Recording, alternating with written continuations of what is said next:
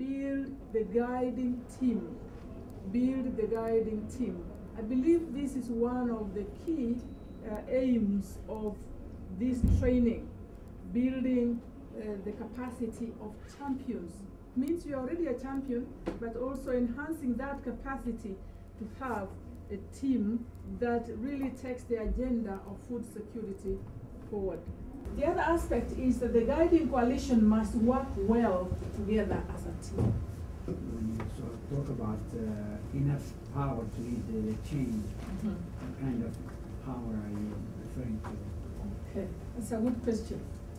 When we are saying that the guiding coalition must work well together as a team, a guiding coalition with enough power to lead the change effort. What power are we referring to here? Money. Money. One of them is money. Passion. Passion. Knowledge and skills. Knowledge is power. Knowledge is power. So the power we are referring to here is not necessarily money. Money is an enabling condition. It's an enabling condition. There are 4 competences that are required. There could be more.